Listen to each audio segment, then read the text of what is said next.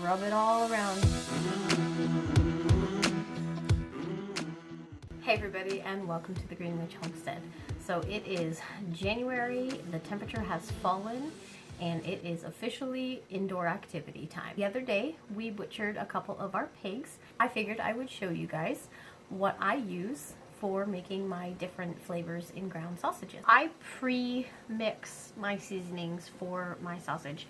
When I get my seasoning blend pre-mixed, basically I'm looking for equal parts, whether it's 1 tablespoon or 1 cup. It doesn't matter the measurement as long as they're all the same measurement for these first couple ingredients, which for all of my sausage, they're gonna have sage, rosemary, parsley, oregano, thyme, mustard, and celery seed. From there, if I'm going for my Italian seasoning, I will also add basil, a little bit of curry powder, and some smoked paprika, as well as some red pepper flakes. For my breakfast sausage, I will take my base mix and I will add cloves, nutmeg, ginger, and brown sugar. Now, the brown sugar is the only part that is not the same measurement. And to get the brown sugar, what you would do is once you have all of your other ingredients mixed together, you would measure out how much you have. Whatever your measurement is, you put the same amount of brown sugar into your mix. So if your total amount of mixed spices is 2 cups, then you would use 2 cups of brown sugar. If it's 10 cups, you would use 10 cups. Basically, you have to have all of your spices equal to your brown sugar. Now, you may have noticed I did not mention salt. Now, I will add a little bit of salt to the sausage depending on how much I'm using at the time of mixing. But in my base mix, there is no salt. So I add 1 tablespoon of salt for every pound of meat, and I seasoned it up.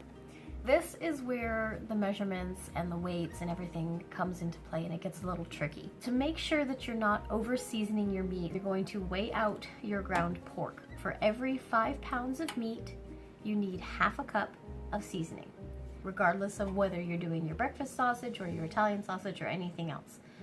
5 pounds to ½ a cup. I measured out 15 pounds of ground pork, so I put in 1.5 cups of my Italian seasoning mix. Now that I've got all of my spices incorporated into my mix, I'm just packing.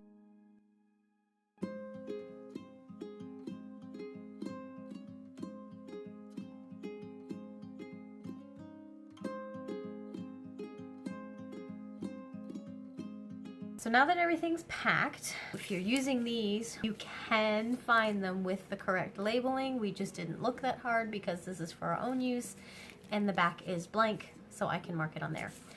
But these bags are super great. The only thing that you're going to need when you get these bags is you're going to want to invest in a crimper and these little guys here, which are oddly enough called Hog Rings. So you take your little crimper and you just sit it right in there, just like that, and it holds it, just holds it in there. And then you take your bag, you want to squeeze it down really well, and give it a little twist, and you just take your clamp right there around that, and then just squeeze it like a pair of pliers. And that's it. It's tied, it's sealed, it's ready for the freezer. 15 pounds of it I did as my Italian. I'm going to do 20 pounds as breakfast sausage, and the rest we're just gonna leave plain. Getting ready, getting time to go in the garden. We are officially on the next day. We did package up all of that ground pork, seasoned it, packaged it. Those are all in the freezer, and we were up until about 10 o'clock seasoning, mixing, and packaging those, so we didn't do the next steps. But one of the other things that we do when we bring a pig in is obviously bacon. I do 2 different techniques with my bacon. We do just our traditional salt and celery seed cure, no nitrates needed, and then I do another one that I do brown sugar and salt and nitrates just to get a little bit of a sweeter bacon. It's our personal tastes. You can use either or. I like doing the traditional method for just plain bacon because you don't have to have the nitrates. It's a curing salt. I do use it in my brown sugar one because I'm having the brown sugar in there, not as much salt, and we don't smoke our brown sugar bacon. It just goes straight from the cure into the freezer. So that's why I do a little bit in there just for safety's sake. My first step with my seasoned bacon is equal parts sugar and salt, and I use a coarse ground salt. That way it doesn't penetrate into the meat so much and it's not as salty a bacon. You just mix it all up together, and then this is just going to go on belly slab to coat it.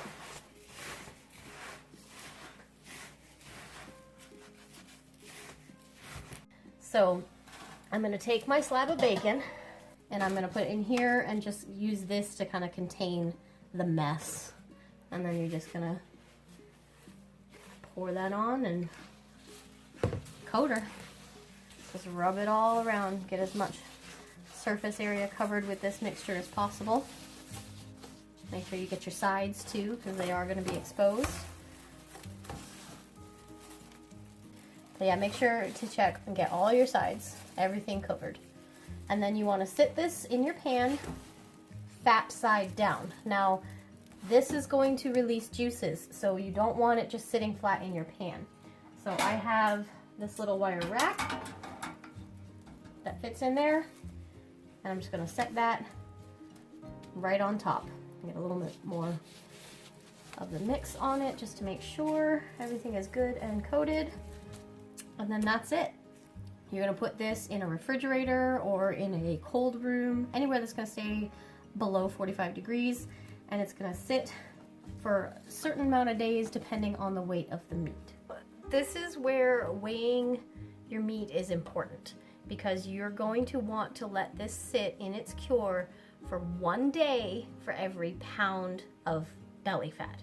So this particular piece is going to sit for about 5 days because it's just about 5 pounds. And you're also going to want to remember to flip this every day. So make sure that you put it somewhere where you can access it easy, because you're going to want to take it and flip it over. For the other method that we're doing, where we're just burying it in salt, it's basically the same thing. All you need to know is approximately how many pounds of bacon you have in there, and you're going per slab.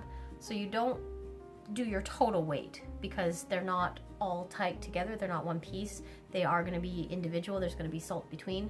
So your average weight slabs of what goes into your salt bucket is going to be how many days. So this second method that we use is a little easier, a little more fun. There's not as much room for error, which basically put your bacon in, completely bury your bacon in salt, and then you leave it in the salt to cure for however many days equal the weight. So again, like I said, the average weight of these 2 slabs is about 4 pounds, so we're going to do 4 days. I want to make sure that got enough salt in the bottom to completely cover, because you want the meat in the salt, not on the bottom of the pan. Take your first slab. I'm going to do my bigger one to make sure that it stays covered nicely, fat side down, and then you bury it in salt. Now, this is a lot of salt. This uses a lot of salt. However, you can completely reuse this salt. So when you pull your bacon out, you can take this salt that's left over, put the pan in the oven, dry it out, crunch it up, dry it out again, put it in your freezer, and save it to use again for curing meat. Now, you can pretty much only use it to cure meat after that. It's not going to be something that you sit on your table, but you can reuse it again. I'm going to take the other smaller bacon, again, fat side down, lay it on top, and then just bury.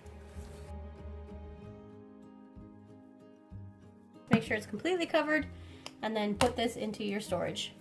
The last 2 things that we're going to do with these 2 pigs is I'm going to take the shoulder sections that I saved. I'm going to cook them down slowly and turn them into pulled pork. Some of them we will eat right now. The rest will get packaged up into freezer bags, into portion sizes, and go in the freezer. So we've already got prepared pulled pork whenever we need it. And finally, the last thing that I'm going to do is render all the fat. So we're going to throw all of those chunks of fat that I saved. I think I filled up a whole 5-gallon bucket. We're going to chop it up, put it through the grinder, get it nice and fine, and then put it in the crock pot to simmer for the day and render down. Now, there are a couple reasons why we do all of this time of year. The biggest one being that we are homesteaders and we're trying to be as traditional and as low power as possible, so we don't have lots of refrigeration unit. So when we're butchering the pigs, to let them hang, it needs to be a certain temperature outside, and the same with the bacon. This is our cold room, or our larder. A traditional larder is a room in the house that stays cold enough to store meat in the wintertime, And this room is completely uninsulated. It's a little bit warmer in here than it would be outside. So it's kind of like a giant refrigerator. This is obviously, as you can see, my pantry, and we do all of our meat curing in here. So that's it. I'm just gonna set the tray back here, and it's gonna be back here for 5 days. The weather forecast says it's gonna stay nice and cold, so I don't have to worry about it coming above temperature. And every day I'm gonna come back here and I'm gonna flip it. Our pork shoulder is in the pressure cooker. I'm gonna cook that at 10 pounds of pressure for 90 minutes. That'll get it nice and cooked down and tenderized. And I was gonna do the fat grinding today. However, I went to get everything out and realized that all of my containers are full of curing bacon. So, you know, life on the homestead, you roll with the punches. The fat is in a food grade bucket in my cold room, so it's going to be fine for a while, and we will just have to render fat another day. So instead, I'm going to sit down and enjoy some breakfast, potatoes, and some of our breakfast seasoned sausage just ground up, not in patty form, and it's delicious. Not much else to do on a cold winter day. All of the animals are tucked in nice and warm. They've all got extra hay for installation. We do have to go out every once in a while and break up the ice in the water, but that's just life on the farm. Thank you guys so much for following along. I hope you learned something. If you have any questions, feel free to leave a comment down below. If you're interested, let me know in the comment section and I will do more detailed videos on each different process that we did in this video today. Give us a thumbs up. It really helps us get noticed by the YouTube algorithm. And remember guys, get your hands dirty. I've got salt on my fingers, I can't press the button. Oh, my kettle.